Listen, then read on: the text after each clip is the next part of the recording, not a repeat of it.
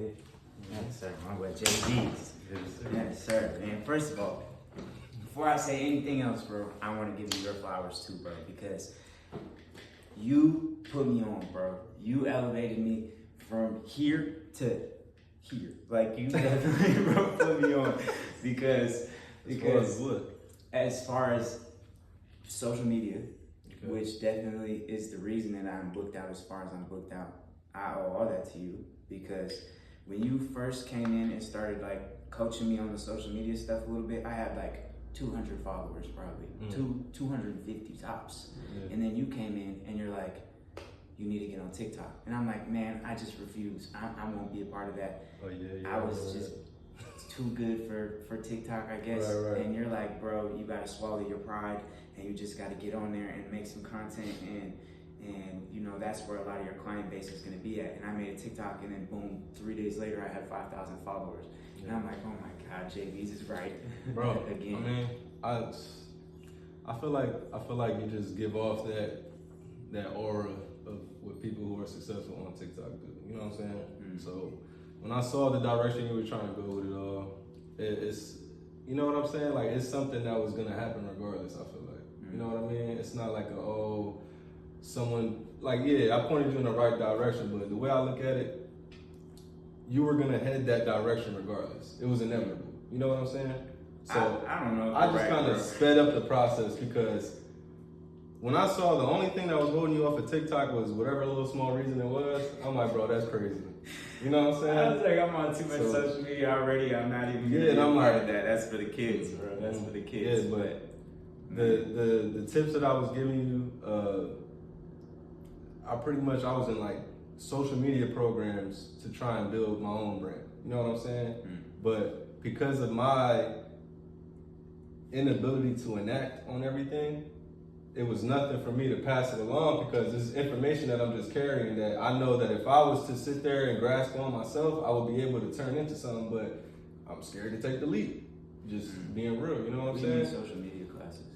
So I've taken like social media coaching classes, like where you pay like, I think at the time I paid $1,400 for it. It was a barber that I really admired at the time, and he, like, they say you want to have mentors that are where you want to be. You know what I'm saying? 100%. So even though this guy was younger than me, I think he's like 3 years younger than me, that was something that I had to swallow my pride about right there. Like, you know what? I think a lot of times we think that the information that we're supposed to follow is supposed to come from the generation before us, but we could look behind too and learn. You know what I'm saying? So I started following this course. I paid for the course. I didn't know he had me on auto pay. So when the 6 months or whatever, when the 6 months was over with, or the year was over with, it charged me again. And was that one of the classes he did? Yeah. Put people on auto pay? Nah, but I know it's part of the strategy. But I'm not knocking it though, because we all get it our own way. You know what I'm saying? But what was I saying? So like, he sent me an email and was like, oh, hey man, we had you on auto pay by accident. Do you want me to return the money? Do you want me to refund the money?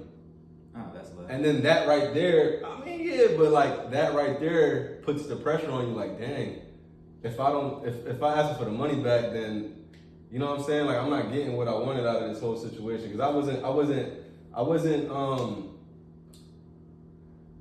as consistent as I needed to be. Consistency is how you build your reach and all that stuff on those platforms. You know what I'm saying? It's constant consistency. Unless you have like a grand wowing video that's gonna get 1 million views at one time. Like, besides that, it's the constant posting and constantly showing your face, constantly putting your product out there, you know?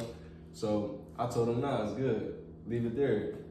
Man, like a month after that, I had some crazy stuff happen in my life and I just lost all motivation.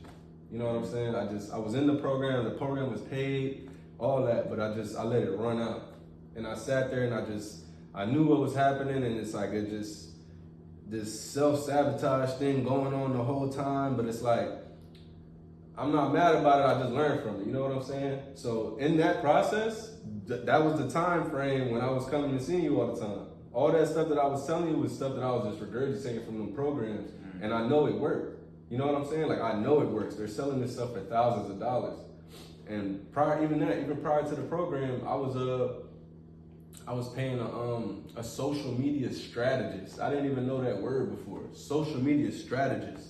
They tell you how to strategize on social media, and I paid them $600 a month for that. You know what I'm saying? So like, I just learned a lot from them two guys. But what I started to learn as well was they're all saying the same thing. Consistency, and then it's like, it's consistency, but it's also relatability. And what we do, relatability is gonna win. We're not doing backflips on camera. You know what I'm trying to say? We're tattooing. I'm doing backflips on camera. Are you? Yeah. Oh shit. Well, catch me on live, bro. Somebody asked me to do. But the reason why I say that is because backflips are wilding. Like that makes somebody want to watch. Like, oh snap. I was just giving an example. I didn't know you was really doing backflips. Yo, that's crazy. That you calling me out? No, not at all. What I'm saying is that adds to it. That right there, you being able to do that draws the eye. So if you can do that, that just adds to it. I was just talking about relatability wise. Like, I feel like you're a relatable guy. Like even when I used to come into the shop all the time, I don't know, bro. Like you're like I don't know how to explain it. You're like a surfer. Like it's like in the most non-disrespectful way. Like, do you know what I mean when I don't say take disrespect for that because first of all, I snowboard and I skateboard, and I feel like that comes out of my persona. I've snowboarded and skateboarded more in my life than I've been alive. You know, like. Do you know what I mean when I say that? Like, I mean, like everything is so mellow. Everything is just man, like, and like you're like, yo, yeah, I'm having a bad day. It's all good though. Like, you know what I'm saying? I'm like, yo, bro, be mad mellow. Like, and that's what I mean when I say relatability, because that's somebody that I feel like I can converse with. That's somebody I feel like I can talk to. And I'm glad, bro, because the way that you come in and you just like, bro, you just spill like entrepreneur expertise. Like the way that you just like, it just flows out of you, bro. Like you don't even, I don't know if you realize that you're giving me like some of the best tips that I've ever had, but I just absorb it, bro. I'm a sponge. I'm a good listener. I might sit there and look like I'm not listening or anything. I might look like I'm listening, bro, and I'm absorbing. And every time you would come in and you give me these little tidbits, you don't understand, but I'm applying that. You're giving me little stuff, and I'm putting it into it immediately. Like as soon as you're like, bro, swallow your pride, be on TikTok. That night, I was on TikTok making videos, bro. I was like, he's right. Yeah. And like just the fact that you like, bro, just to hear that you were self-sabotaging and you were down on yourself, bro, it sucks to hear because I look up to you. I learned a lot from you, and I think that you're just like for one, a great entrepreneur, but also just you're an intelligent dude, bro. And like there's a lot to learn from you, bro, for sure. Bro, I appreciate that. For sure. My thing is, it's great to hear. It's great. I've never been told that, bro. For real, I've been doing this 10 years, bro. I've been sustaining myself for 10 years now. This is my first time hearing that, so I appreciate that. That's crazy, bro, because I don't know nobody doing nothing that you do. Like the stuff that you do, I don't know people doing it. You're a barber and a tattoo artist, bro. You have a loft that's commercially available that people can just pull up to, walk in, and boom, you got a barber chair right when you walk through the door. Like, bro, people aren't doing it like you, bro. The stuff that you put me on is different, bro. I don't know people taking social media expertise courses. I don't know. Like, bro, you put me onto a lot, bro, and yeah. People selling it, bro. People selling it, and the next thing that you're on the way for is doing it yourself, selling it yourself. This right here, this journey that you're taking right now this is gonna be your next product. You feel me? This can be your next product if you want it to be that. This right here, you being able to make it work and go along the whole way and just build it to something, and then once you create it to something, now the journey becomes a thing that you package and sell and say, hey, y'all want to do what I did? And then that $1,400 course I was paying for, you're the guy I'm buying it off of, rather than the guy that's the consumer that's trying to learn that. You know what I'm saying? Because you got all the tips now, and it's going to be easy to regurgitate to someone else what you already enacted, what you put into play. Like, I did this. Tell me it don't work. You know what I'm saying? Yeah, I hear you for sure, but at the same time, I don't feel like what I do, how I got to where I'm at, I don't feel like it can be regurgitated in a short period of time because not at all. Because I had to start from the ground, and I never asked nobody, hey, go follow my account, hey, go like and share. I never asked nobody. All organic. All organic. I didn't like when I started my tattoo page. I didn't even tell nobody about it. I was like, if people find me, they're gonna find me, and I would do a client. I'd tattoo a client. I'd get 2-3 followers, and I'd do the next client. I'd get 2-3 followers, and next thing you know, I have 100 followers. I have 200 followers, and then you put me on to TikTok. organic. Now I got 2,000, and it's like I don't know where to go from here. But I don't even know how to. I don't like to how I got to where I got. It was definitely organic, and it was more off of hard work than it was off of anything specifically that I did on social media. Yeah. You know. No, facts. That's because true. I was ass. And you remember where I started. This is where I started, bro. My tattoos are ass. That's where I started. I mean, it's alright. It's not terrible. Stop it. Look at that's supposed to be a line, bro. Bad shit out there, bro. I'm not gonna lie. There's some terrible shit out there. For sure. And honestly, you're this. I think you're the second person I'll just sit there and, or probably like the third person tattooing whether I've just sat there and watched this develop. And now it reinforces me going to other people that are just starting off and need little. Like little just words of motivation or whatever. It's doable. You know what I'm saying? It's very much doable. It wasn't my thought process before. I'm not gonna lie. Like me, I have an artistic background. I thought if you didn't have an artistic background, it wasn't doable. But after the first person, I'm like, damn. The second person, I'm like, damn. And that's why I was telling you, like, bro, just, you know what I'm saying? Because I knew it was possible, bro. And the energy that you give off it's what social media loves and thrives off of and what they eat up. So I knew that once those two things got put together, it's only a matter of time, bro. It's really only a matter of time. I appreciate it's not, and it's not even like, it hasn't even been a long time yet. Like it's been like what? It's been 2 years? A year and a half. A year? A year and a half. Yeah, because I was still living over there, yep. Mm-hmm. So it hasn't been that long, bro. It hasn't. So the only way to go from here is up. So when you say you don't know where it's gonna go after 2,000, it's gonna hit 10,000. Then it's just gonna keep going up. I hope you're right. Yeah, no. I hope you're right. Fuck hope. It's gonna get there. I know. All I know is I'm gonna keep working and I'm gonna keep doing tattoos because that's all right now. That's all I'm concerned about is just doing good tattoos. And, right. You know, I'm giving my flowers along the way because I feel like I'm starting to gain a little bit of traction, and I feel like I need to give flowers to the people that got me to where I'm at. And you're definitely one of the top 3 people that got me to where I'm at for sure. Because you know, Day, she put me on to a lot of like the technique stuff, and she put me on to like, hey, you're doing bad in this area, but you're doing good in this area, and you just need to focus and da da da da da da. And you know.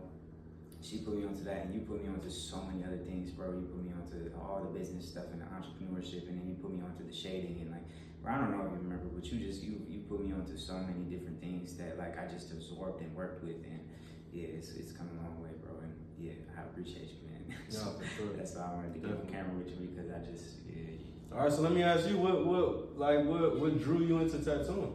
What drew you that direction, like? You know what I'm saying? Out of what you were doing, what drew you in? This is something that social media doesn't like when I talk about because they you know, you can't talk about like substances on camera. But I was smoking weed every day, drinking all the time, hanging out with friends and doing whatever. And I was having a good time, but there was no substance to my life, you know.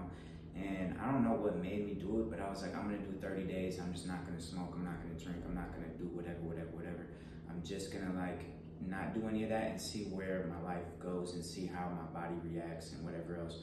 And so I stopped doing that. And you know, being an everyday smoker, that absorbs a lot of your time because you spend a lot of time rolling blunts, smoking blunts, and now you smoke the blunt, you don't want to do nothing. I'm just sitting there chilling, and you know, I'm having a good time, but you know, there's no substance. So after taking that out of my life, now I have all this free time. I didn't know what to do with myself, and it took like, you know, a week or two to where like I'm like, oh my god, I have to fill this free time. I can't just sit around and do nothing. And you know, I was getting like antsy and anxious, and I picked up a tattoo gun and I started tattooing, and I was ass, bro. I was so bad, but I don't know what it was, bro. It just like ignited something in me. Like the only way I know how to describe it is God told me to do it, bro. Because like, to sacrifice all those things that I love so much and then find something that's substance in my life that's like gotten me a lot of stuff. The only way I know how to describe it is God, bro. So that's who I give credit to. So it just all came from just putting my vices to the side and just focusing on this. And so now I don't drink, I don't smoke, I don't even really like caffeine, even caffeine. I would drink a cup of coffee in the morning, a Red Bull at night, but it felt like that's another thing that I'm dependent on, you know? And I just didn't want to be dependent on anything. I did drink a cup of coffee before I got here because, you know, it makes me think faster and I'm able to talk better. But it's just another substance, and I just want to not have any substances in my life. So I don't drink, I don't smoke, I don't do drugs, I don't none of that. And social media don't like when I talk about this, but that's really how I ended up where I'm at, because I just took a break from all that, and I found tattooing in the meantime, and I just put all my time and effort that I was putting into other things into that, and this is where it got me, you know. Okay.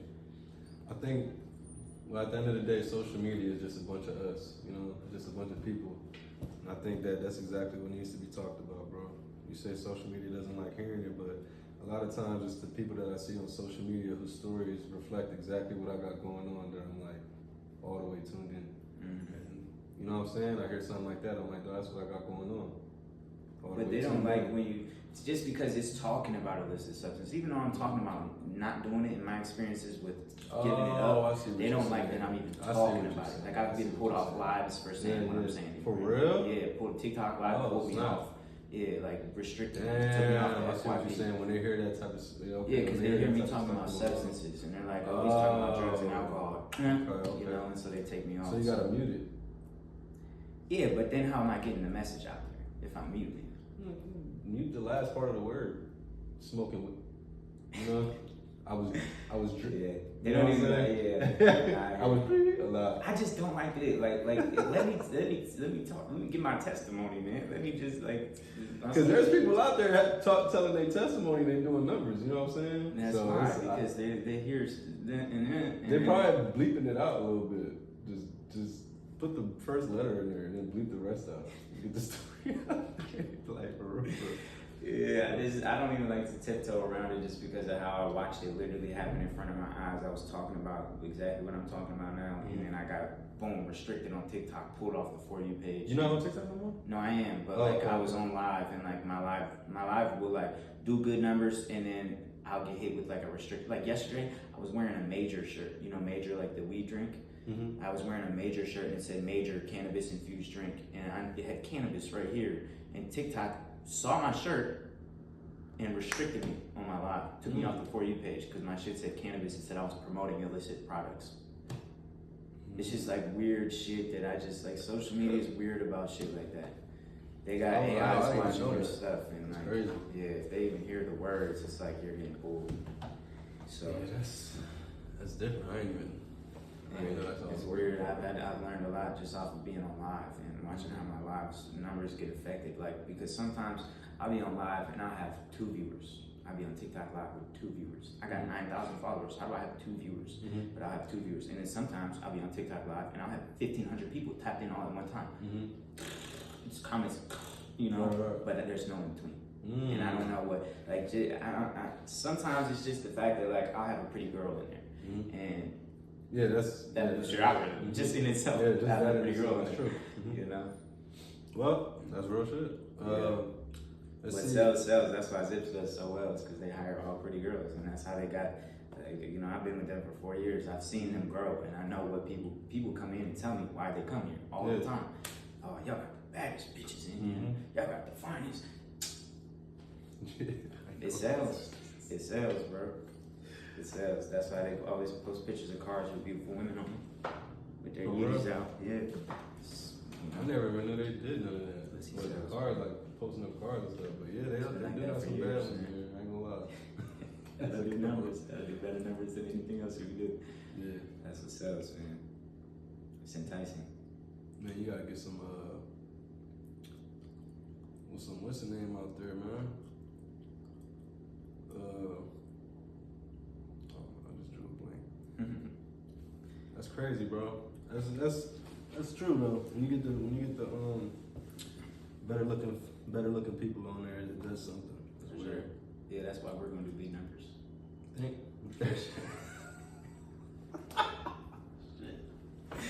All right, but what's the name?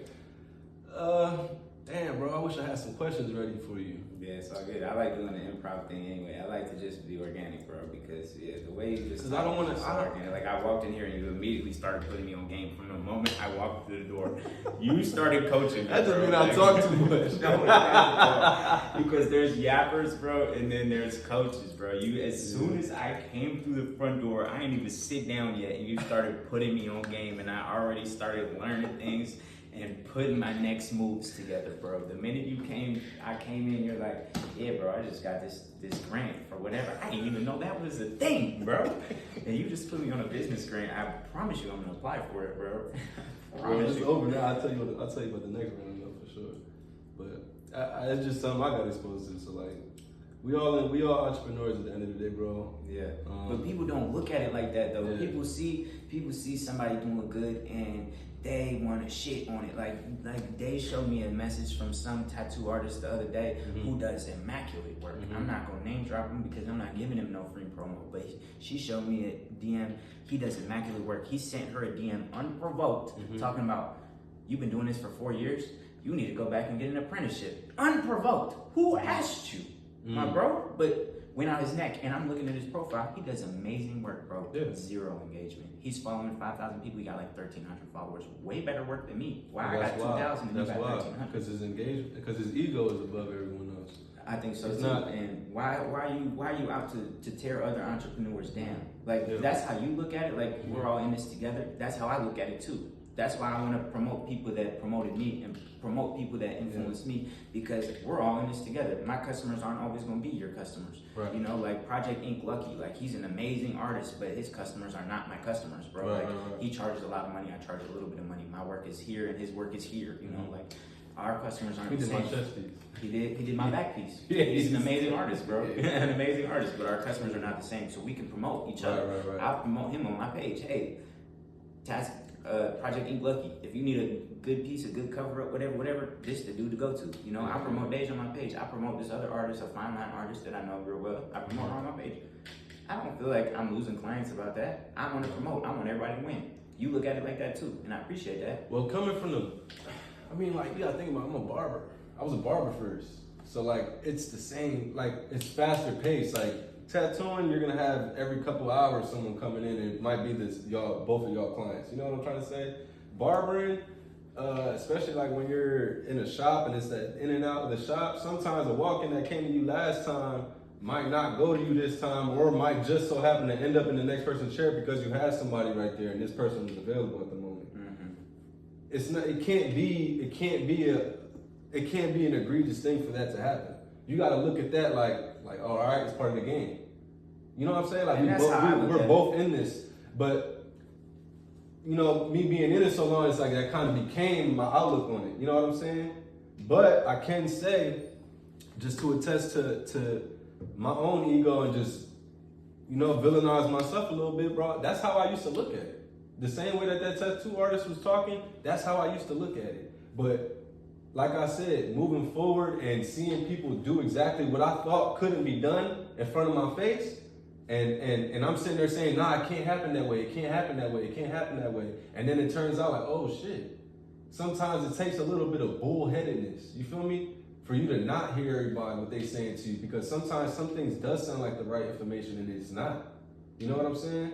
So like, that's the double-edged sword of taking advice. Sometimes someone's advice can sound so real coming out their mouth, but it be so wrong, and vice versa. You know what I'm saying? Sometimes it can sound so fake, and you're like, nah, no way, not me. And it turns out to be exactly that. So, I don't know, bro. It's like that he has to have his eyes opened up somehow, some way. It's possible. And there's a lot of people who it's not possible for. There's some people that's so stuck in their ways, bro, they will never hear an outside word from themselves. That's why I love books so much. Because books, whether if I'm a closed-in person or not, books, I'm going to hear someone else's point of view. You feel me? A lot of people, when they converse with other people, they might be listening, they might hear what they're saying or whatever, but they're not really hearing them. Like, they're not really taking their point of view for what it is and stepping into that realm and saying, yo, let me look at it from that side. A lot of people don't do that. Books don't allow you to do one way or the other. Books, when you're there, you're reading the feelings and emotions or the thoughts of whoever wrote this junk. So that right there allows you to step outside of your world and kind of see things just from a bird's eye or whatever type of thing that you're reading, you know what I'm saying? Like, I read a lot of self-help books, a lot of look at yourself type of shit, you know what I'm saying? And that's what helped me in my little process, because my thing was ego. And where the ego comes from is, I can't equate it to one thing or another, but I grew up in a household where, oh, you can't go outside, look like, oh, people gonna think this about you. Oh, you can't do that, people gonna think this about you. Oh, people gonna think this about you. So like every step was always like calculated, trying to be calculated. Because for real, you can't calculate everything, but trying to be calculated because I didn't want to look away. And that's where the fear of jumping on social media, because what's worse than allowing yourself to be seen from everyone and just leave an open door for people to just spitball whatever at you. So I eventually got over it. I haven't really, I think the biggest thing is just learning what you want. You know what I'm saying? Some people aren't prepped for that type of life, to walk everywhere and everyone know who they are. You know what I'm saying? And I think the reason why I kind of pulled back on it all was because I don't think that that's what I want. You know what I'm saying? And what I watch a lot, when I watch celebrities talk and stuff, I want to hear the things that they didn't think it was going to be once they got rich. And what you hear a lot of them say is, you know what, like, I never thought I would feel this way. I'm rich, I got everything I want, but for real, I just wanted to step away. And I just want to, and I kind of keep that in the forefront of my mind, like, you know what? No matter if I get what I'm trying to attain right now, whatever, is going to reach a point where it doesn't have any value to me. You feel me? It's going to hit a point where it's going to be like, yo, this right here isn't as valuable as I thought it was prior to me getting it. And it happens like that all the time. The car that you want, you finally get it, you're like, man, I can't wait to get the next car again, eventually. You know what I'm saying? So. And I learned that too, because I just like how you said, you pay attention to what they say about that kind of stuff. I listen to, you're right, bro. People always say, I wish I didn't have the fame. And I hear that because I'm not in any way famous, bro. But in Tacoma, people know me. Yeah, from when I work at they want to know you, they see me on TikTok, and people just hit me with that all the time. Like I was in a casino the other day. Yo, you're the tattoo dude from TikTok. You know? It's cool to get recognized for a short period of time, and my friends were with me, and they're like, oh, you famous, you famous. What came with that? What came with that? A little ego boost, which I didn't want. And like nothing, literally nothing else.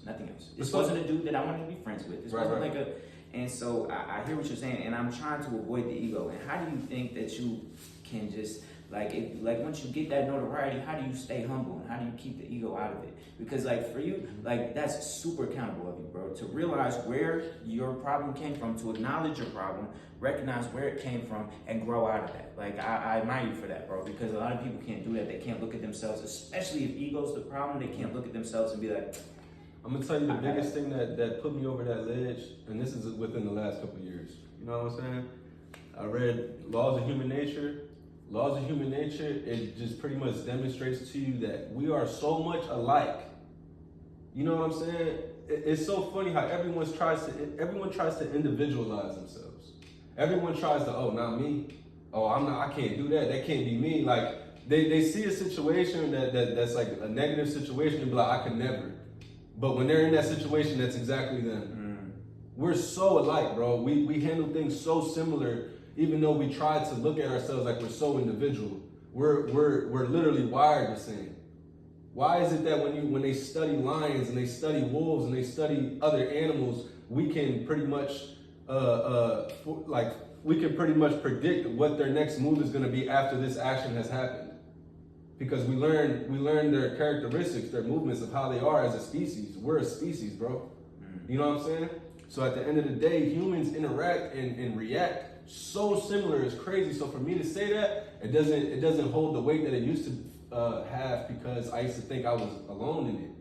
Like, oh, like you're one of those small group of people that, you know what I'm saying, are scared to put themselves out there. Nah, it's a big group of people, and it's a lot of people that think that same way, and it's a lot of people, you know what I'm trying to say, like that's looking for that outlet. And my outlet was books like that. Like, you know what I'm saying? To let me know, like, yo, it's not just you. This is happening throughout the world. You're not the only one. And then as you're reading the books, they're saying certain situations that you think that you only deal with. And I'm like, oh yeah. Like, you know what I'm saying? Life is green, bro. Like, you know what I'm saying? Like, it's beautiful. Like, because I'm realizing, like, yo, everyone's gonna feel some form of heavy pain at some point in time. Everyone's gonna feel just elation at some point in their life. you know what I'm trying to say? We're all gonna experience it some way or the other, just at different times. So you can't be like trying to track other people and trying to, you know, keep up and meet up and all that stuff. Like, you just gotta kind of understand, like, yo, you know what? I'll get mine when mine comes. And for the meantime, I'm gonna handle me and my emotions and who I am as a person. I make sure I handle myself with integrity. I think that's the biggest thing about you, bro. I think you move with integrity, bro. Every time I used to come in that shop, you would greet me. Greeting alone. I tell every barbershop I've ever been to, if they don't greet, when people come through the door, I'm like, yo, bro, we gotta start greeting. Because that's the number one, that's the first part of customer service, bro, is the greeting when they come through the door. You know what I'm saying? And it's one thing for when they, you know, they come in and they kind of just look away, welcome in, and they're not even looking at you, you a Jaybeez, what's up? Yeah. That makes a person feel good, bro. Yeah. You know what I'm saying? That's crazy that you say that, bro, because this is the type of stuff you put me on to, because like I do that organically, like just off of love. Like, bro, I fuck with you as a person. I see you, yo, what's up, Jaybeez, you know? Yeah. But, you know, that's organic. But just to hear that, like, that is a good, like, business mentality is like, oh, dang, okay, I see where you're coming from. Because, yeah, I do that. Like, you know, I always show love. When I see somebody that, even if it's just somebody that's been nice to me in the past, I always show love. Yo, what's up, man? Good to see you, you know? But, you know, that's crazy to say that, because I never even put two and two together. Like, no, for real. Like, I do that organically, but I never put two and two together that that's even a good thing to be doing. That's like, an you know? amazing thing to be doing, bro. Step one. It's your business. Well, I mean, that's not your shop, but when you're at your tattoo spot, like, as soon as people come through the door, welcome. Or a good morning or a good afternoon is something that people don't hear all the time anymore. That's like disappeared. You know what I'm saying? Or a grand rising, whatever you want to say. Like, you know what I'm saying? like your head down time. Like, you know, people, they turn things that used to be so normal into bad things now. But like, I think good morning still feels good to hear every once in a while. I don't get to say that too often because I don't really be up in the morning like that. I be up late, you know. Did you ever get hit with a good evening? Yeah, good evening feels good. Like, yo, good evening. Good evening. Like, I ain't hear that in a minute. Oh, like, it is evening. Good evening. Like, yeah, evening. Like, it's like, what? Good evening. How you doing tonight? Like, what? That feels banging, bro. That don't, you know what I'm saying? So like, I don't know. It's crazy to hear things like that because I'm just thinking like, you know. It's just but I'm a weirdo too, bro. Not everybody gonna feel that way. I feel like there's a lot of things I'm but there's wisdom weird about. What you're saying. Yeah, there's but definitely wisdom in there. But I know there's gonna be people that relate with that. Yeah, you know what? That's true. Yeah, because they tell you to do that when somebody comes in, they tell you welcome in. But I've never done that because I don't feel like that's welcoming. Like that's weird. Like it's automatic. It's like hearing the door open. Yeah. Welcome in. You know, that's how they be saying. Welcome in. I don't want to hear that shit. Right. Now you sound like you're a robot and you sound like you're being forced to be here. And I'd rather just hear like, yo, what's up, my boy? Or nothing, like, I don't know. Nothing. My preset greeting used to be, hello. I swear to God, yo, it's still low-key, still is, but like you could say that without paying attention to the person, that still feels inviting for some reason. It's like Willy Wonka saying, hello, like, you know what I'm saying? So yeah, that's people come through the door and I'll be cutting. I'm like, hello. So not only, because sometimes another thing I realized, I used to be like, hello, and people wouldn't hear me. Like sometimes I guess the clippers buzzing and all that, people wouldn't hear the hello. So they would sit there and then you have to like kind of tap back in with them. Hey, you here for a walk-in, right? Like because they ain't say nothing when you said hello.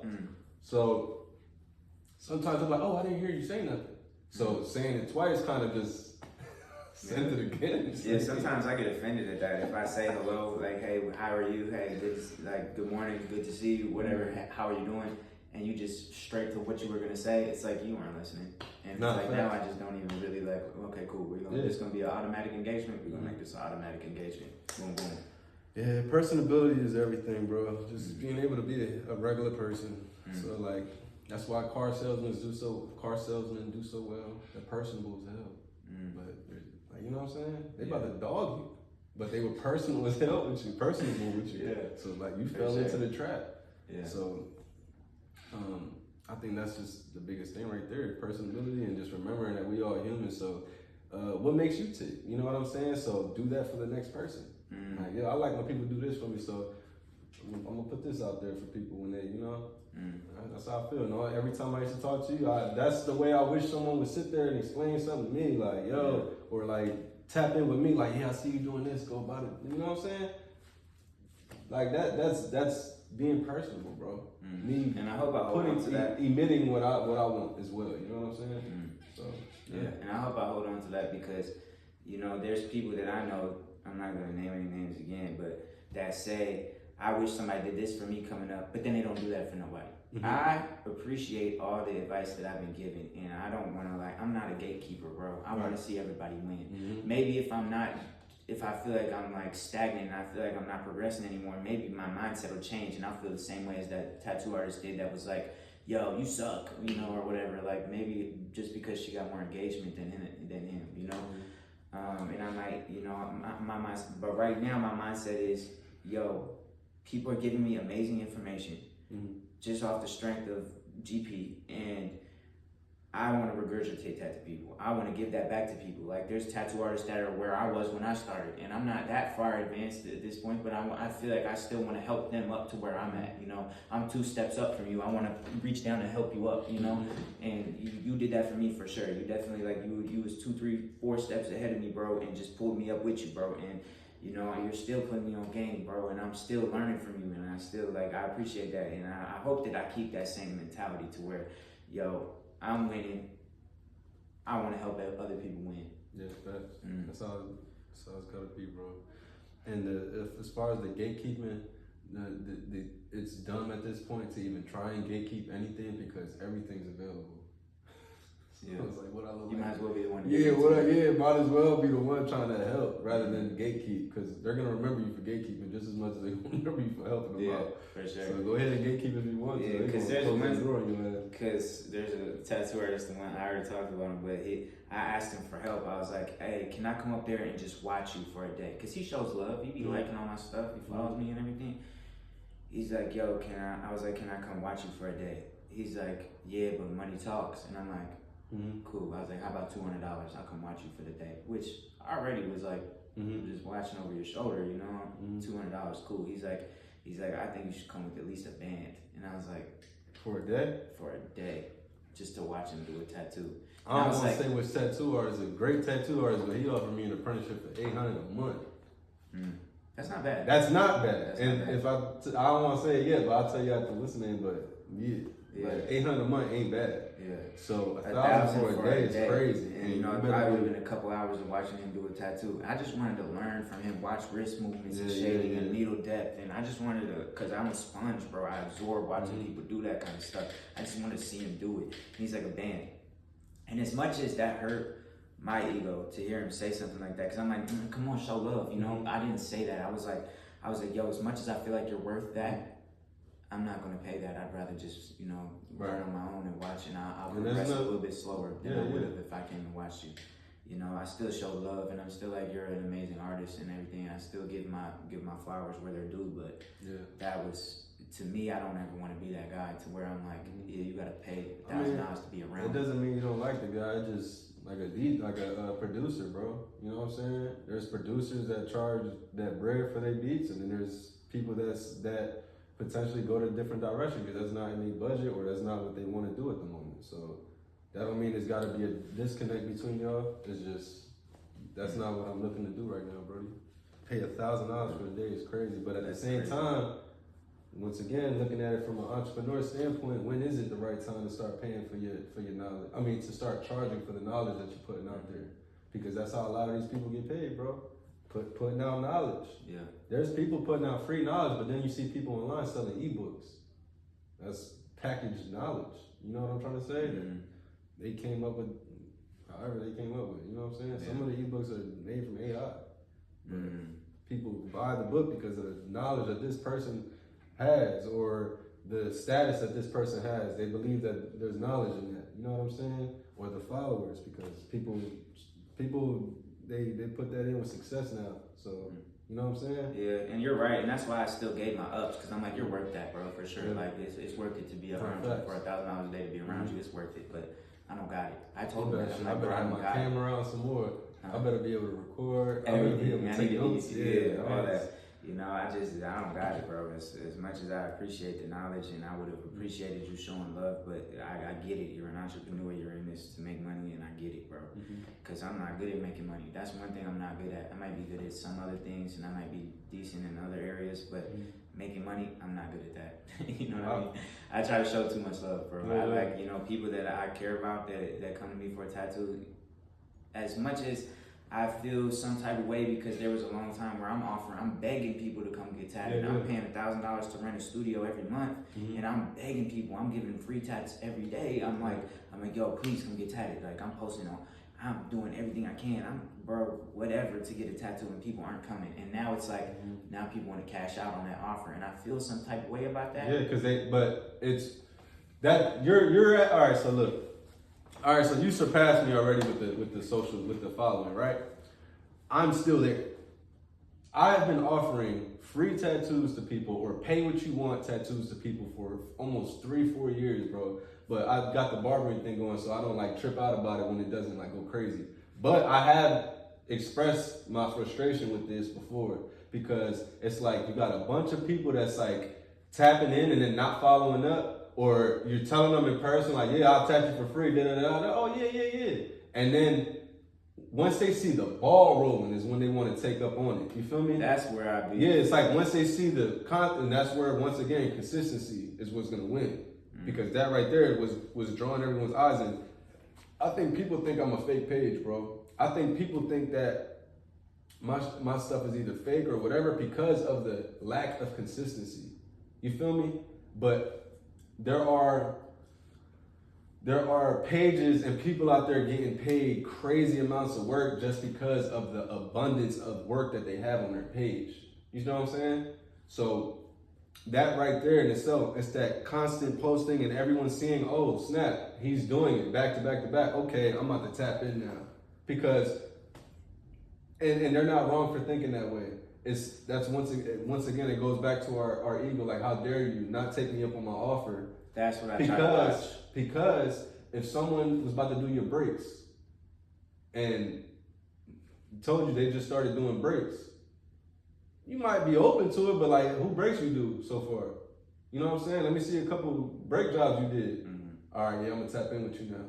You see what I'm trying to say? Yeah. And it's kind of that slap in the face, like, oh, you didn't take me up on my offer. Like, you know, but once again, it goes back to the ego. Like, we gotta understand, like, yo, you know what? That's a human dipping his toe in the pool, making sure that it ain't too cold. Like, you know what I'm saying? Like, I ain't trying to dive in on no tattoo and he messed me up, and then I ain't even do my research. You know what I'm trying to say? Yeah. So the constant posting that should shut them up right there. Yeah, you know and it does. But at the same time, these people are coming in and talking about, yo, you offered me a free tattoo. That was a year ago.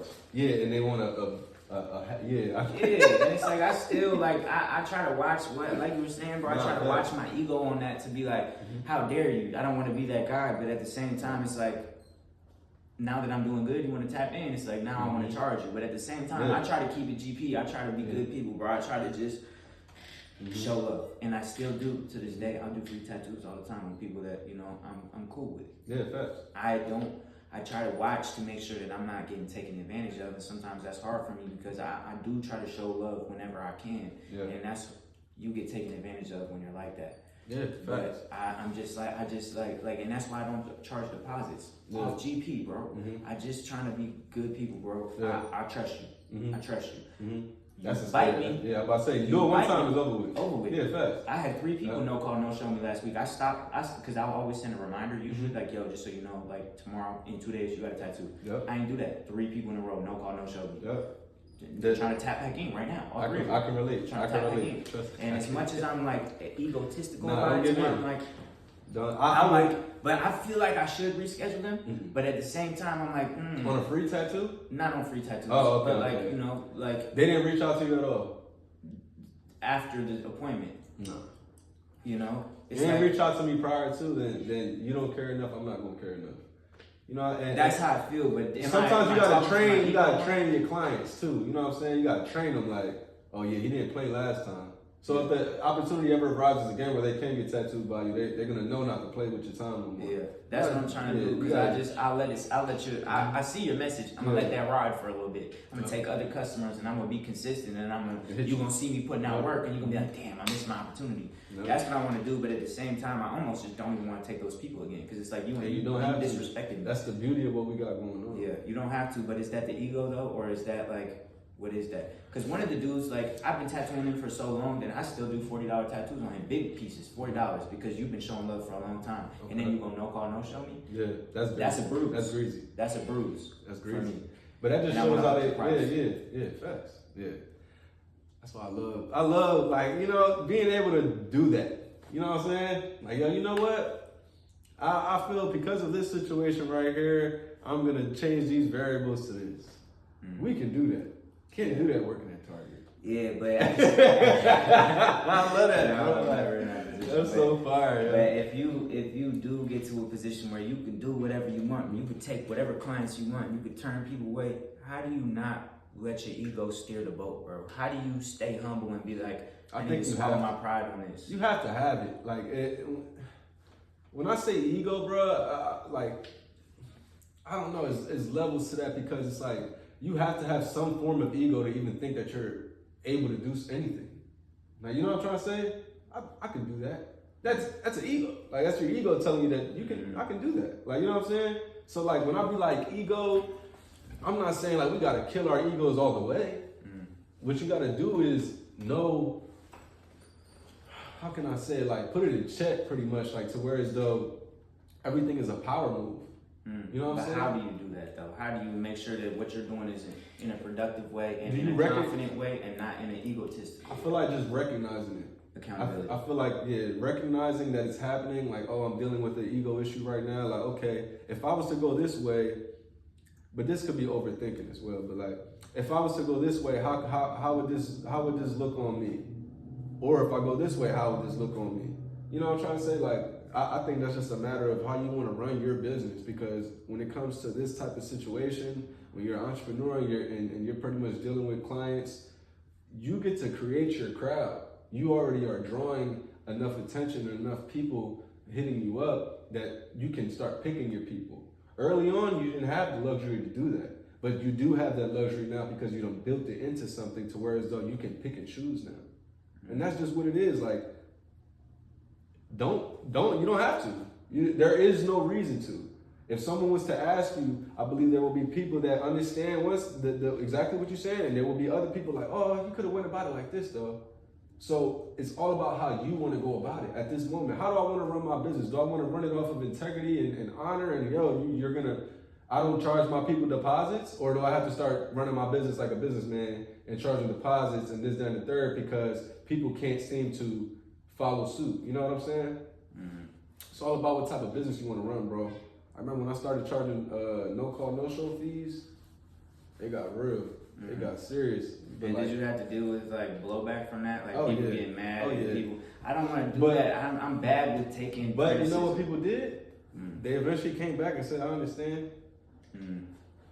And then there's going to be people that don't come back, and those are people I don't want to come back, though. You're right. You know what I'm saying? I have too much of a need to be liked, bro. And I agree. I get it. I think that's why I kind of disappeared more than being open, telling somebody no. I'd rather just disappear. Mm-hmm. You know what I'm trying to say? So I'm not even in a situation where I got to say yes or no. And that's a bad thing. You know what I'm saying? Because of that need to be liked so much. I don't want 100 people running around disliking me, because what can that turn into? You know what I'm saying? But at the same time, when we just eliminate that type of thought process and we'll start, going about it organically, what feels right to you at this moment? Does it feel right to you look this dude out already with a bunch of tattoos, so you're not really blessing him with another tattoo. You know what I'm saying? You blessing him with a lesson. For real, if you were to just stop messing with him, because then he would learn to appreciate people's time, especially people that give you stuff for cheap and for free from the rip. So you still blessing boy with a lesson though. It's just he doesn't see it that way. He's gonna see it like you're taking something from him. But I see it as, bro, time is the only real currency on this earth, time and energy.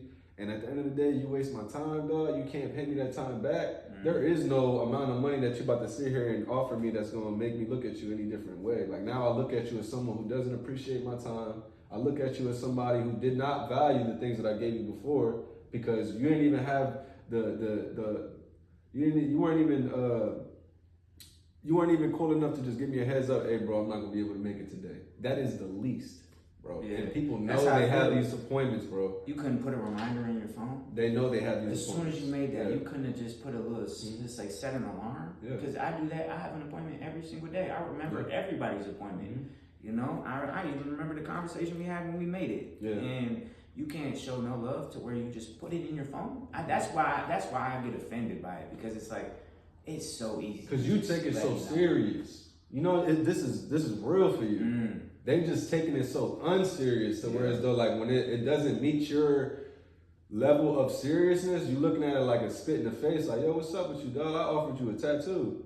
So I can get that 100%. But it's just gonna go off of how do you want to run your business? You want to be like a stone cold killer with this, or you want to be this nice guy that everybody's about to walk over? Like you gotta find that middle. You gotta find that medium, bro. You gotta find that middle ground. That is a tough position. And I think you can do it both ways. You said it, one and done.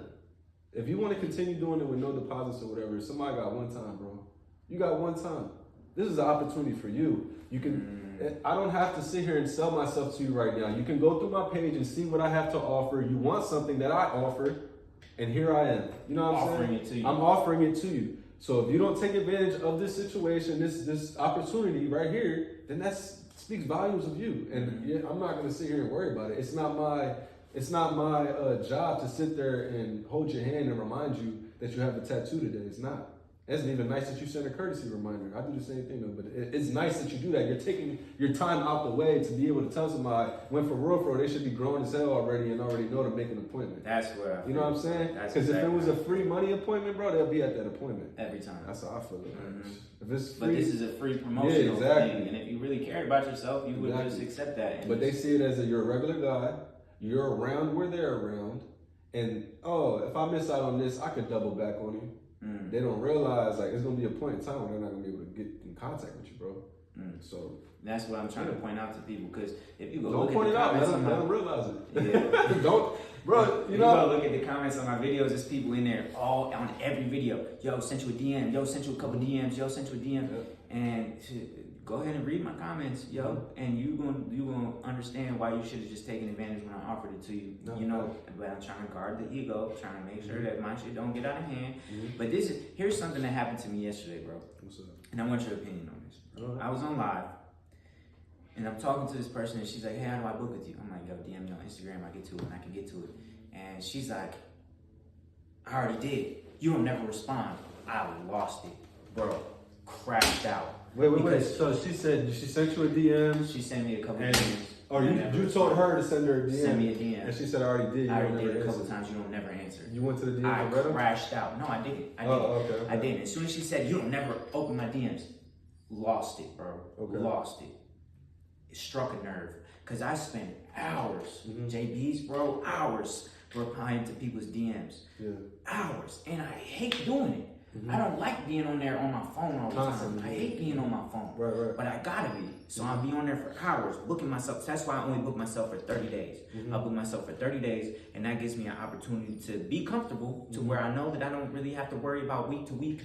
But I can also like get people in like a semi-quick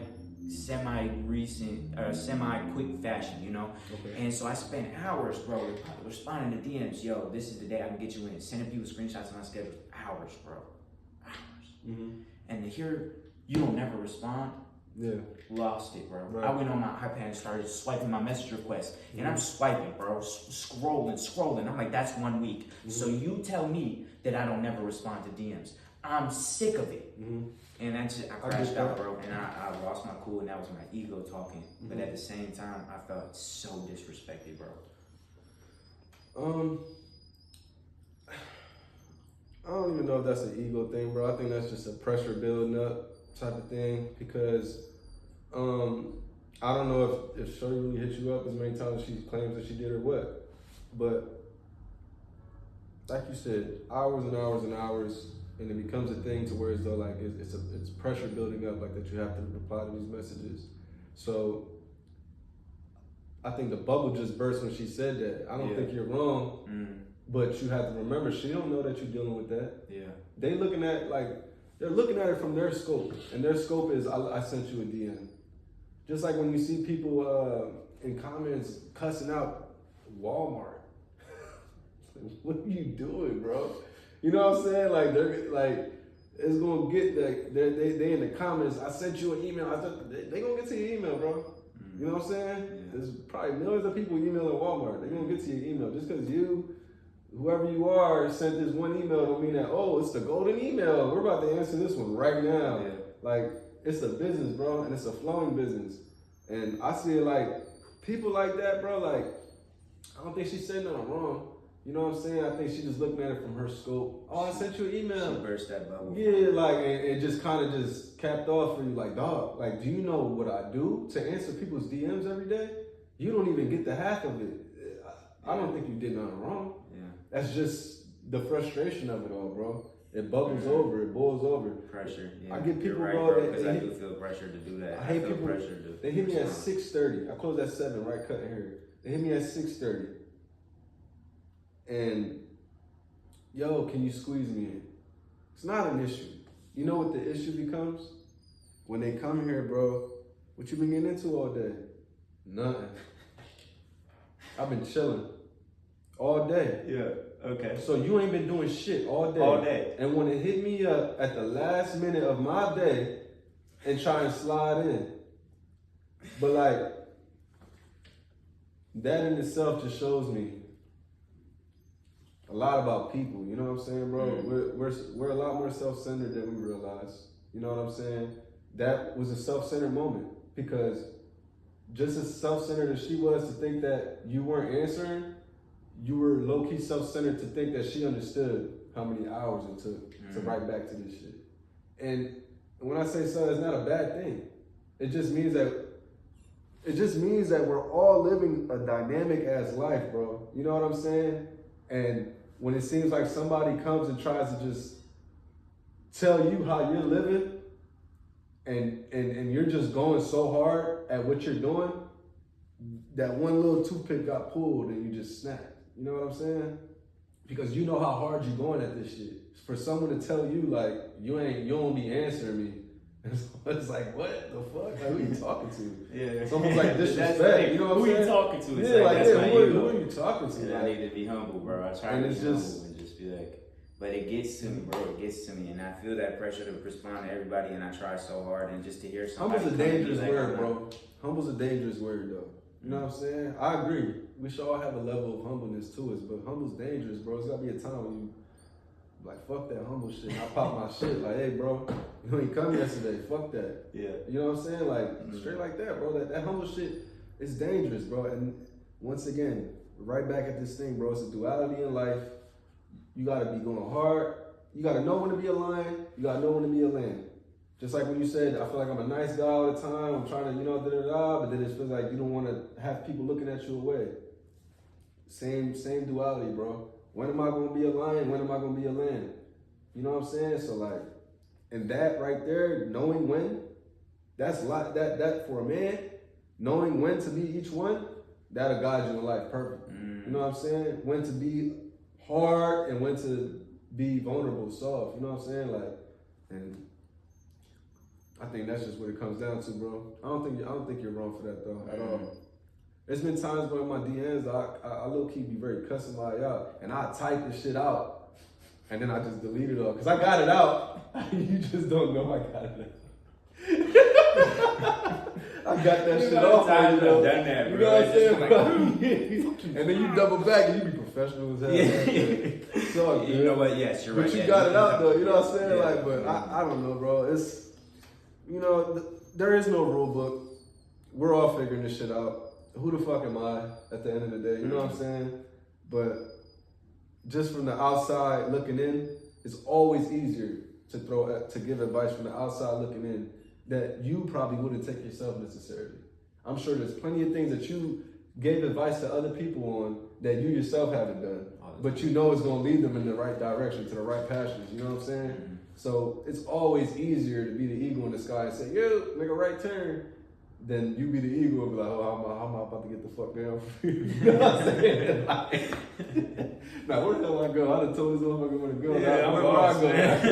Exactly. So like, yeah, it's all up and down. That's why I'm careful giving advice, because I don't know where I'm at. You know, I still feel like I'm guiding it. I'm still trying to figure it out, and I'm just trying to steer my own ship. And that's why I ask God to do it, bro, all the time. I'm like, please just drive the boat, please, because I don't know where I'm going, and I don't know how to get there. Right. You know? And so I just, all the time, bro, I ask.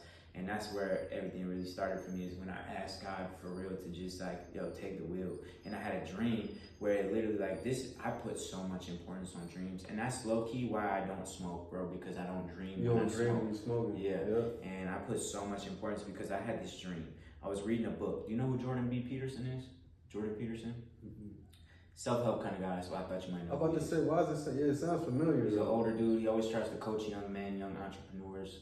He be on Joe Rogan and Lex Friedman and all these people. If I see his face, I probably know. You probably would. Yeah. But I was reading his book, and in his book, keep in mind the first day of this experience, I asked God, I'm like, take the wheel, please do whatever you got to do. I'm on for the ride. If you got to cut people out of my life, if you got to do this, if you got to do that, I'm willing to make the sacrifice to steer the car. Mm-hmm. And I literally said, I'm like, take the wheel. I go to sleep. In my dream, I had a dream that I was behind the wheel of a car. The car starts driving, and I'm not, like, I'm behind the wheel, but I'm not in control. The car is swerving, like drifting in the middle of a street. There's cars parked on both sides. Cars drifting. I vividly remember this dream. And I wasn't smoking, so I know I'm not making this up, bro. I wasn't smoking, wasn't drinking, no vices. So I know this is a real thing. This car's swerving. And I'm stomping on the brakes, and the car's not stopping. The car's, it's not hitting nothing. It's driving down the street, but it's drifting. And I'm slamming on the brakes. And it wasn't until I pulled my phone out, because I'm like, insurance is never going to believe this. I'm in a dream, but I'm thinking like rationally. I'm like, insurance is never going to believe this. I start recording, and I'm recording my feet, and there's another foot on the pedals. Yeah. And so that's when I eventually just like, and I slam on the brakes, and the car's able to stop. And then there's a white light, and like, that's when the dream ends. Right? Intuitive. But I didn't know what it meant. And I wake up, and I open Jordan B. Peterson's book to where I was reading. It's earmarked. It's earmarked where I'm reading. I know I haven't read past this earmark because I earmarked it last night. I know I haven't read past it, so I open it and I get back to reading it. My girlfriend's asleep in the bed next to me. And I read it, and I read a page, and I read a page, and on the second page from where I was earmarked, it said, you're stressed. You're driving a car, but you're not in control, or something like that. It was something to like it was my dream, and I'm like, you know, and that's when I started putting so much importance on dreams, bro. And I don't smoke to this day, not because it's bad for my tattooing, because I can have the discipline to do everything I gotta do all day, smoke at night, but I don't dream, and so I don't smoke anymore. And I coach people on that in a dispensary. I'm the worst weed salesman there is. I'm like, yo, stop smoking. I had a little bit of time where I quit smoking. I was coming in, I was like, bro, I've been having some bad dreams lately. But are they bad dreams, or are you not deciphering them the right way? Bro, I was having some vivid nightmare, like night terror type shit. Like, I had some crazy dreams, and I don't know if it was just pent up from all the years of smoking and then me finally being sober again. But like, oh man, bro, it was coming harsh. So almost to where it was like I was scared of what I was about to dream tonight type shit. Cause I was like living it, bro. Like I was living in them dreams, bro, and I was waking up with my heart pounding. Like, you know what I'm saying? Like, I'm like, bro, I almost died in that dream. Like I was at a heart attack while I was asleep. Cause almost like anxiety attacks when I woke up. Like when I was waking up, like I felt like I was in the middle of an anxiety attack from how real the dream was. You feel me? But harness that though. Harness that. Take them scary ass dreams, write it down. I write all my. If I showed you my dream journal, bro, I'm swiping for hours scrolling. I write them down every morning. I wrote one down this morning. I'm trying to see what they mean. Yeah, and I don't always know what it means. It doesn't always have a discernible message, but I always write it down because you never know. Like that dream that I told you about just now, I didn't know the message until like I started putting pieces together. And at the same time, bro, I'm gonna tell you about another dream that I had because it was a scary dream, just like how you're saying. And this is why I say you need to write it down and try to decipher it because I had this dream about I was running up some steps. I was in this big high-rise building and I'm running up the steps and there's something chasing me. It's like 4 floors down. And I hear, when it gets to people on that floor, I hear terrified screams. So I know whatever it is scary. And I'm running up the stairs and I'm running up the stairs. I have a gun though. I'm the only one in the building with a gun. And I'm running up the stairs and I hear screaming below me and it's coming up the stairs with me. And I'm scared because I know it's chasing me and I don't know what it is, but it's scary. And I'm running up the stairs and I get to the top floor and I'm standing there behind the door with my gun. And I'm like, I have the means to stop whatever this is. But I hear all the terrified screams and it's getting closer and closer and I'm scared, bro. I jumped out of the building off the top of the floor and killed myself in the dream. And I'm like looking back, what could that possibly mean except for I'm scared of the unknown, or there's something that's chasing me that I'm scared of that's not that scary, that I have the means to defeat. You know, there's an obstacle that I can defeat that I'm too scared to. You know, I don't know if that's how I decipher it. So you gotta take them scary dreams, because I woke up with my heart pounding, but it's a lesson in that dream, and I don't know what the lesson is to this day, but I've tried to decipher it all kind of different ways, but I put so much importance on dreams. And if there's something that I think is impeding on my dreams, it's gone. That's taking dreams serious then. I do. That's what's up. I respect it. I respect that 100%. Yeah. Man, I just want to let you know, bro, same way, you know, we giving flowers, bro. You inspiring the fuck out of me, bro. Just being here right now, like, just, it puts a lot of stuff in perspective for myself as well, bro. Just, you know, hearing the things that you're saying, bro, just waking it back up in me. You know what I'm saying, bro? Just make me want to quit smoking again. You know what I'm saying? Because that's true. When I was having the dreams, it was scary for a second, but at the same time, I was just happy I was having dreams again. I'm not gonna lie. But then the Eagles won the Super Bowl, bro. And I had to fucking smoke a blunt. So I haven't stopped smoking since.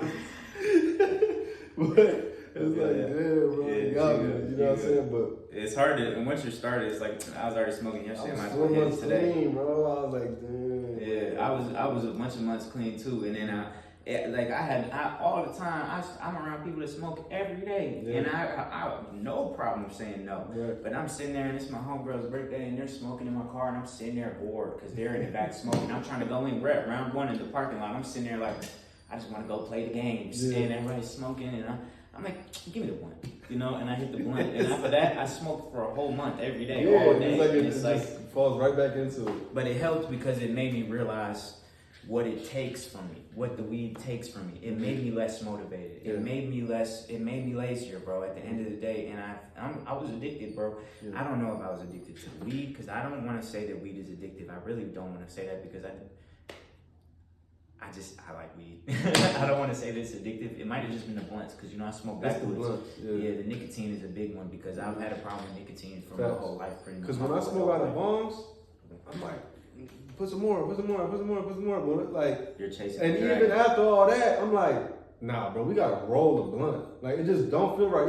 Even the joints, like when I smoke a joint, I'm like, bro, it's just not hitting like a blunt. And that's what it is. It's that blunt. It's that nicotine. Fucking tobacco, bro. Yeah. It's that nicotine for that's sure. That's hard to realize, because I don't even want to smoke if it's not. All these years I've been smoking, I don't even want to smoke if it's not gonna be out of blunt, bro. Exactly. I got the same way. And when I got to dabbing, I was taking dabs, and you don't get no tobacco in the dabs, but I was hitting my nicotine pen more than ever in my life, you know. Yeah, pop the dab. It's accountability, bro. Accountability. That's why I took a month where I was like almost like Ramadan, where I'm like, all right, I'm not gonna do anything that's a vice for me. I'm gonna cut everything out. Some people just give up one thing. I gave up everything. I'm like, I'm gonna cut everything out. I'm gonna see how my body feels, and my body was pissed, bro. Head was thumping for weeks. I don't know if it was the caffeine, the nicotine, the weed. I don't know what it was, but I was getting headaches and I was irritable. Recently I smoked, like I said, I smoked for a whole month. I smoked for the whole month of February. And the first week of March was rough, bro. Especially at work, because people be in there. When you're high, it's cool, bro. I'm that surfer dude that's chill, that's mellow. I might be having a bad day, but it's like, yo, what's up, man? When I'm not high, bro, and I'm not having a good day, and you come in here with that bullshit, I had a crash out session. I crashed out. I almost, crashed out a couple customers. That's the crazy part. I can't even You get ain't you see mad, me. bro. You ain't see me 4 days without nicotine. Yeah. I'm good now because I haven't had it in a long time. But bro, Every time I see you, got a smile on your face. yeah, I try hard to smile through the pain, but some people be Yeah. I get it. poking at 100%. you, bro. Yeah. And it'd be the. Let me get your cheapest eighth. That irritates me because it's like, I don't know. I think it irritates me when people want your cheapest option because it's like, I know this show lasts $10. What the fuck is wrong with you? Yeah. You in here with kids in the car with your last $10 coming in here to buy a bullshit eighth. That's real shit. Yeah. I be so irritated with people, but I still gotta sell it. Yeah. Cause that's my job. So I go get the shit and I sell it to them, and I be frustrated. And every time, and like it feels like more and more every day. I get more and more of those people, and it's like that shit pushed me over the edge. I don't know if you know, and people at my work don't know this. I put my 2 weeks notice in last week. I'm done. Oh, I didn't know. I'm going all in, which is scary. Congrats. Because now I got to make this work. That's how I felt moving in here, bro. I was like, I'm leaving that shop. But that walking factor dies. Yeah, you know what I'm saying? So like but it's been good. You know what I'm saying? Like it's been good. The word of mouth has been working very well. But you know what we're sending over? That social media. But well, I hope this helps for you then, bro. I hope this is beneficial. This is a good ass barber right here. Y'all don't know this is a good ass barber. Really does good cuts. BeesTheGreat.com if you're trying to get cut. BeesTheGreat.com, please. Yeah, but, tap in. What's the name? I think the thing that it was this whole time. He does good tattoos too. Oh, yeah. Please, yo, understand that he was way better than me when I started, and he put me on to a lot, and his shading is good. And he does good tattoos too. So if you need a tattoo, please, by all means, tap in with my boy. Especially if I haven't been hitting you back in the DMs. Tap in with my boy Jaybeez. Jaybeez tattoo. Yeah, tap in. Anyway. But what was I about to say? When you first jumped into here. And shit's been good. Yeah. Oh yeah, the social media part of it. I think it was always like me trying to tell myself like, oh nah, like how we said organically, like how you said you ain't used to ask people to follow you. That was the same way that I've been trying to go about this, like since I started cutting hair. You know what I'm saying? I just wanted it to be organic, but what I'm starting to realize is. And I don't want to take it away from anyone that does get it the organic way, but the way to get to it is by having to follow suit. You know what I'm saying? For my range of things, I'm not that interesting of a person. I don't feel like when it comes to me being on camera. I completely disagree, bro. You might not be able to put it into camera a good way. That's where I excel is a little bit. Is I'm good with editing shit together because I've watched so many reels and I'm a sponge, bro. Right. So I might be watching reels and it looks like I'm just tuned out, but I'm absorbing, bro. And I'm like, oh, this got really good engagement, but this is a dumbass video. But I watch the transitions, and I watch the angles, and I watch the why it did well. Yes. Yeah. And I always tell people, I'm like, clean your camera, clean your lens. You saw me do that right before we started. Clean your camera lens. Make sure your shit's put on upload at the highest quality. Make sure your shit is zoomed. You saw me working with the angles here for a couple minutes, bro. This is where I think is the best angle for engagement. We're gonna look the best. We're gonna be the most aesthetic. I put it on a 0.5 lens, which isn't my favorite because it's not as good a quality, but it's gonna capture us both while being close enough to where you can hear good on the mic. Because I learned the lessons that I learned. Like I've filmed a lot of interviews to where I plugged those mics in and they didn't work. You know how frustrating that is? You have a 30-minute interview and none of it's there. Cooked, bro. And you know, like I haven't had the camera close enough. I've had it at a wrong angle, and like even right now, I've thought over a couple of periods during this session, I'm like, what if I got like something to where my phone's not recording right now? Like it's dead. No, because I had a lot of battery when I started. I made sure of that, but like you know, I just like that's think about things like that, and it's irritating because this has been a really good interview, and like you spilled a lot of knowledge. And, I appreciate it, man. Yeah, for sure, bro. And get one of them SSDs, man, because those 45-minute interviews is gonna start ripping you up. Because I'm filming in 4K right now. Yeah, because it's tearing my shit up. I was getting whole haircuts. I did that for about a week, and then the phone wasn't recording when I was doing a dope ass haircut. And the phone, I went over and the drum was off. And I'm like, oh, it must have died. It wasn't even dead. It just ran out of memory. And I paid for 2 terabytes on iCloud. Man, look, I got 6. And for some reason, it just still would not let me get past. Yeah, I paid $60 a month, 6 terabytes. 6 TBs, bro? Oh my God. But I got hella stuff on my phone though, bro, from like when I first started cutting. I think I have Chop it up, bro. I have all those videos from 2015 and on forward. Like, chop it up and put that shit out, bro. Yeah. You can be consistent just with stuff that you've already had. Yeah, from the past. Yeah. And they have programs, and I've thought about this, but I also feel like I need to be in charge of my own shit. But I've thought about this. They have AIs that you can put the video in. It'll chop you out 100 clips of what it thinks will do good on social media and give you those 100 clips. And you know, it's hard to watch a 1 hour interview of yourself and chop it up into find the good parts. like editing is the worst part of everything about content creation. Editing sucks, and if I could pay an editor, I would, but they wouldn't have my vision though. Exactly. That's why I don't want to do it with the AI, because they're not gonna have my vision. Even if my vision is not the best, it's mine, and it's organic, and that's how I built what I have. Like nobody else is doing these interviews. I try to do interviews where I tattoo people and interview them while I tattoo, but people can't think when the needle's hitting them. People lose all that, you know, can't even talk. So I gotta do them like this, and I do like doing this. This is what I would prefer to do, but this isn't gonna pay me unless I get to where. It could. Podcast type it shit. could, yeah, but I'm not Joe Rogan. You know what I mean? Bro, look, hey, Joe Rogan wasn't Joe Rogan before he became Joe Rogan. You're right. You know what I'm saying? Yeah, he had clout. Yeah, I get what you're saying. I get what you're saying. But I don't bank on this, you know. Yeah. But this is what I want to do. Yeah. This is what I like to do, especially with people like you, because you're organic and you like spill knowledge without even realizing it, bro. It just falls out of you. You just like wisdom, and it's like I absorb that and I recognize that. So I'm good to like have a conversation like that. But everybody's not like that, and some people, especially when the camera cuts on, people are like, "Do I look good? Am I focused on what they're saying?" It's like they're not hearing me. Which this whole time, bro, we've been talking. It's been a conversation. It hasn't been like I want to say this so the camera hears it. It hasn't been that this whole time. It's not that for me, and I can recognize it's not that for you because I see that. And like you said, bro, people hear you, but they don't hear you. That's always been a pet peeve of mine. I can see it in your eyes. You can hear me. You're not listening. Right. It's not like that. You listen, bro. You spill, but you listen. And that's a hard thing to find, bro. And I try to be like that too. I'm not as good with talking. I'm not as like with most of the time. You know, you're an easy dude to talk to, but it's not like that all the time for me. It's hard to talk to people sometimes, especially when I recognize that they're not listening and we're not like connected. You know, we're not on the same level. You know, you might if somebody's hearing me and not listening, I can recognize that, and that'll blow the whole conversation for me immediately. You already dealt with people working at the what's the name, right? But ever since you started tattooing and you've been having the influx of people that you're dealing with personally, right? What's something that you've learned about people as a whole since you started tattooing? Since I started tattooing? Yeah, just as a whole. I feel like I learned. They don't have to be negative, they don't have to be positive. Just whatever is the main thing that you're starting to realize, like, damn, this is a common thing since I've started tattooing. It's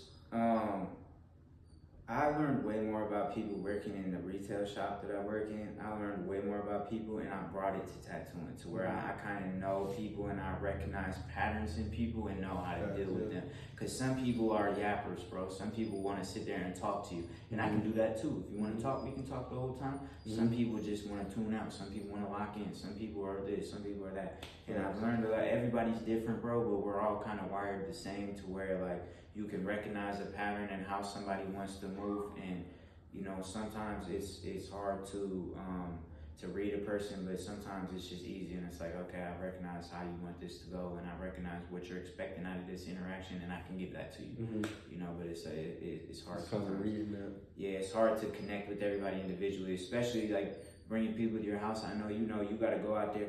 Like the most awkward part of my whole thing, because I live in an apartment, people can't always find it. Sometimes they park far away. The most awkward part for me is walking outside, greeting them at their car, and walking them into the place. Because once we get into my place, I'm comfortable, and you know, I walk in and it's dope. My place is dope. I set up my shit to where it's dope, and so people walk in and they're instantly like intrigued, and now they got questions, and now we can talk, and now the conversation's gonna flow. But the most awkward part for me is like the walk from the car to the crib. It's like, hey, how you doing? What's your name? Like, hey, what do they call you? Yeah, just follow my footsteps. Yeah, come on. Look this way. Yeah, that's the most awkward thing for me, bro. It's kind of hard to do that, but it's been working out. And most of the people that I've tattooed have had a good experience to where they're like, hey, I'm gonna be back for sure, and I'm gonna, you know, So that's dope, man. Your work has gotten so, bro. Your lines are clean as hell, bro. Thank you. Remember we used to talk about this, dog, when you was still on skins. I'm like, dog, you've come so far, bro. I just gotta give you that, man. Thank you, man. So fucking good. Like, the work is great. That's what I've been focused on, bro. Is making sure the work great. is good, and I try to absorb it every time I do a tattoo. But what you said still resonates to where you gotta have a mentor that's doing better than you.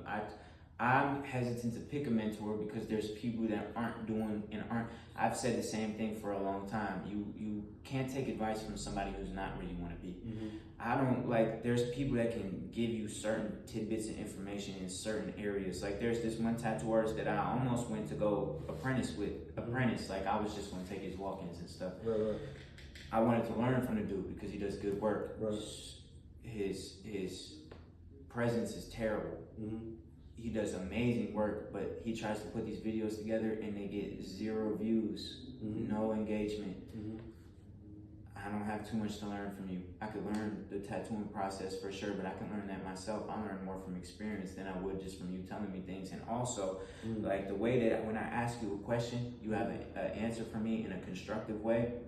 He didn't have that. I remember I went in one day, bro. I went in the morning and I cleaned his shop for him because I was like, I just wanted to show you I'm dedicated to this. Yeah. Whatever I gotta do, I'll do that. He didn't ask me to do it. He was like, why are you cleaning? I'm like, I want this to be cool. I cleaned his shop for him, bro. And I went home, I did a tattoo. I got up early in the morning to do that. I went to his shop, cleaned it. I went home, I did a tattoo. I came back, I had questions. Because I remember specifically, I did a red tattoo and some of the stencil bled in with the red ink and it made it darker. And I was like, how do I've learned now how to mitigate that, but I was like, how do I get it to where the stencil doesn't blend with the red ink? And you know what his answer for me was? What? You'll figure it out. Yeah. What the fuck am I coming to you for? Right. You're not gonna teach me nothing? Yeah. And he's one of these old school tattoo artists that's dead set in his ways, that you gotta apprentice with somebody and you gotta have somebody there calling you a fucking bitch the whole time and for you to learn anything. I'm not gonna learn like that. You gonna piss me off. We gonna box in the back and I'm gonna pack up my shit and leave after 4 days. That's true. I don't learn like that. Yeah. Maybe some people do.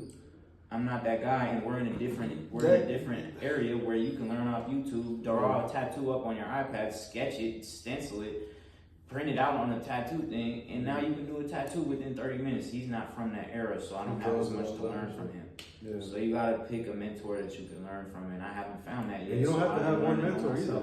You got multiple mentors, just in different facets of what you want to learn too. You know.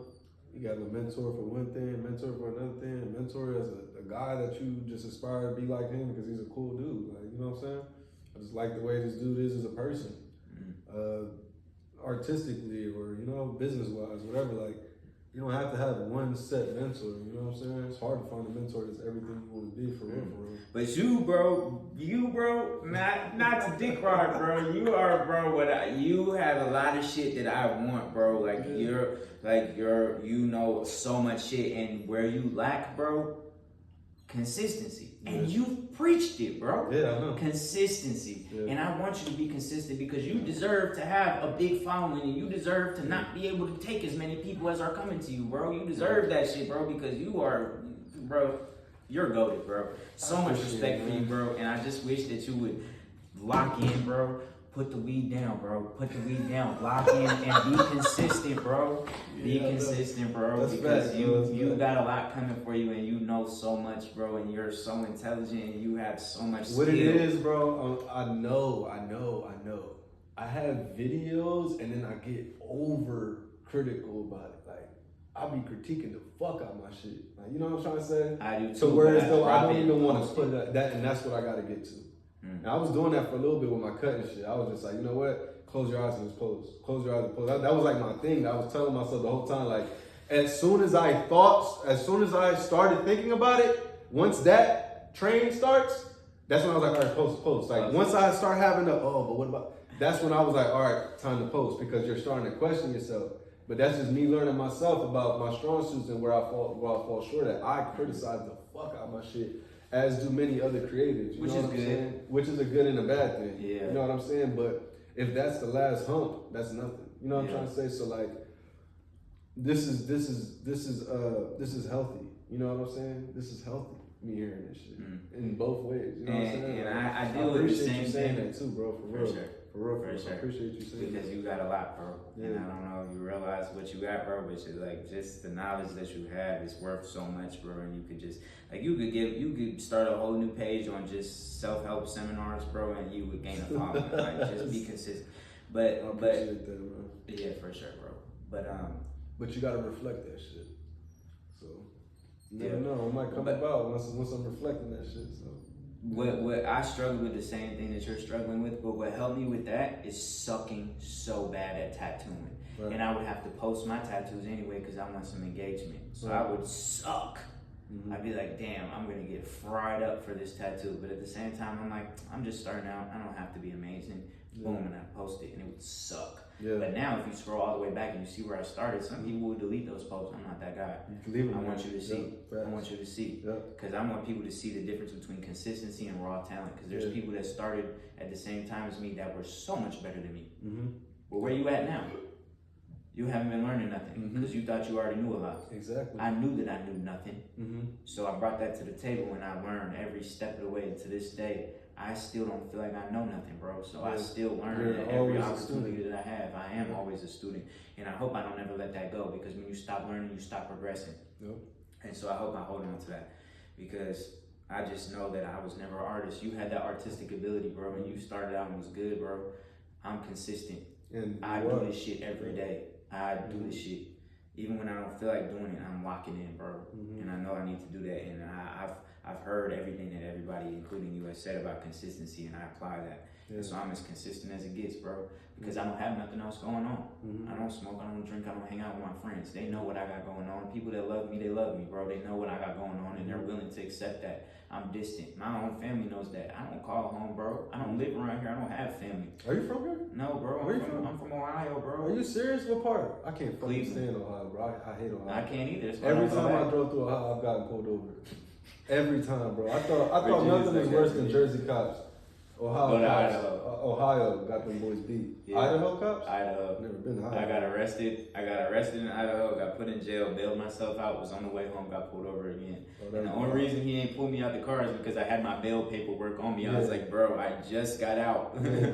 You know? Them boys, Ohio State Patrol is different. But that's where my Are you what, mommy? That's my daughter. Yeah. That's crazy. Yeah, that's where that's where I'm from. So I don't have no You from family Cleveland? here. So, My brother lives in right outside of Cleveland right now. I forgot the name of this town, but he lives right outside of Cleveland. He just moved there. Well, that's where my family's from. So I don't have nobody out here. So I don't call home. I know where I'm at right now, and my family knows where I'm at, and my family accepts that. How'd you get It's here? not the army. You were in the army? I did 4 years. Got kicked out for smoking weed. Me too. I did too. I did too. Got smacked out by smoking weed. Yeah, You that's didn't what get I. nothing out of it? Huh? You didn't get nothing out of it? What you mean? Like, nothing? VA? Yeah. No, I'm 40%. You motherfucker. Go get yours. How'd you do that? Go get yours. The VFW helped me with mine because I We'll had just talk came, about that another I time. had just came back from a Exactly. deployment. I had deployed to Afghanistan, so I knew I had some Yeah, shit in the yeah, bag, yeah. so Damn. yeah, I took advantage. Yeah, I need to do I just got back paid too. That's why I'm You got comfortable with that. OTH? What's that? Other than honorable discharge? General under honorable conditions. That's why. Yeah, I got an OTH. You can get that bumped up. I tried. They denied me twice. Try it again. I will. Consistency, baby. Yeah, I know. I know. You got an OTH for that? Yeah. See, I was in a special forces unit. They wanted to sweep it under the rug and keep me in. I was a good soldier. I'm I was surprised. I was an E5 after 2.5 I was a years. good soldier too. I mean, I was a good sailor. You know what I'm saying? Yeah. But what's the Okay. name? It was the type of command it was. It was a PRP command, Personnel Reliability Program. So like nuclear security. So we was dealing with that type of So we had like secret clearances and all that. So I had a secret clearance too, but they snatched that like. I was in a special forces unit, and we don't do the shit that the rest of the military does. We're different, you know. Whole other So stuff. yeah, they were like, if you wouldn't have got caught by CID, we would have swept it under the rug for you. But you got caught by people that we can't get rid of it for. Right. I never knew you was in the army, bro. That's so crazy. 4 years. That is so crazy. So they sent me out here. I was actually living in Virginia at the time, and I joined from out there. And the only reason I ended up here, bro, is because I was sleep deprived. It was day 3 of reception for basic training, and they hadn't let us sleep yet. I'm sleep deprived. My brain's not working. And they gave us the wish list. You put down your 3 places that you want to go. I put California, Hawaii, and I put Washington because I thought it went California, Washington. I didn't know Oregon was even a state. I just wanted to be Cali or close to Cali. So I put Washington. I didn't even know Oregon was a state. They gave me Washington. And so this is where I ended up. But I didn't even know the map. That's the only reason I'm here. I didn't know the map. I picked Washington because Atlanta was gone. And when they handed them papers out to sign up for that PRP program, I didn't even know what it was. They were just like, sign this if you want to make automatic E4. That's what they said. So I'm like, what? All right. So I came over here. I ended up, all right, so when they're doing the picks, right, I think I was 3rd pick because I had good grades and I did good on the physical assessment, right? So I was like 3rd pick. So they had Washington up there. They had Bahrain, Swiftland, which is like Atlanta. Well, not Atlanta. What's the name? Kings Bay, Georgia. Jacksonville. They had what's that beautiful ass spot in Florida? Daytona, or not Daytona, but Pensacola. Cape something. Or it's like 2 words. I'll remember it in a second, but it was beautiful, bro. And there was only one of those. This kid that was like 18, fresh out of high school, ended up getting that job. Swiftland, I think 2 of them got taken before me, and there was like 1 left. And I didn't want to take the last Swiftland because my best friend that I got cool with in the Navy, in that little short period of time, he had a daughter in Jacksonville. And he really wanted Swiftland. So, you know, this is like my dog. He sat right next to me too. So for me to take the last Swiftland, I was gonna feel wrong. So, yeah, man. I should have. This is me being a nice. You know, you want to know some fucking shit though? That motherfucker ran off with 2 pounds of weed on me. Yeah, so like that's why I said, you know, at the end of the day, being too nice, yeah, that's cool, but it's a duality to it. You know what I'm saying? He saw me as a nice guy. And he lucky he was in Florida, yeah, because if that shit happened, yeah, you know what I'm saying? Yeah. So like, but if he did that shit out here in Washington, I would have been feeling his ass. Somebody gave me some advice the other day that was astronomical for me. He said, he told me about how he took an L similar to how you just took, and he's like, you can't spell million without taking a couple L's. No, facts. Like, damn, that's some real shit. And you can't react off that. And it's good that he was so far away that you couldn't react because who knows where you'd be, you know? In my head, I'm like, man, you still my dog. Like, just call me. You know what I'm saying? Like, that's how I felt after the fight. I'm like, man, I feel why he did this. Like, you down. You just got kicked out the military. You in Jacksonville. Like, you ain't up. You gotta eat, but I get it. We could have ate together. And that's, you know what I'm saying? So, like, I'm mad at him, but it's at the same time, it's like, I get it. I get it, bro. Like, that's humble of you, man. To take an L and be like, I get it. You know what I'm trying to say? I'm like, it's like, I'm trying to be humble about it, but like, yeah. But I get where he's coming from. You just gotta charge that shit to the game sometimes. Like, it happens, man. The game got my card on file, bro. They charge me all the time. The game got me on automatic payments, bro. What time are you supposed to go to work? 3:45. But damn, man. My dog, man, bro. Appreciate you, bro. I appreciate you, man. Bro, I appreciate you beyond what you recognize, bro. You put me on some more shit than you realize, bro. And I'm a sponge and I absorb everything that you've given me, bro. And I appreciate it. Yeah, for sure, man. This is a step outside the box for me, so I appreciate you doing that. I like doing this, bro. So, yeah, appreciate you, man. Hey, man, Jaybeez Tattoo, tap in. Tap in, please. Yes, it was fun.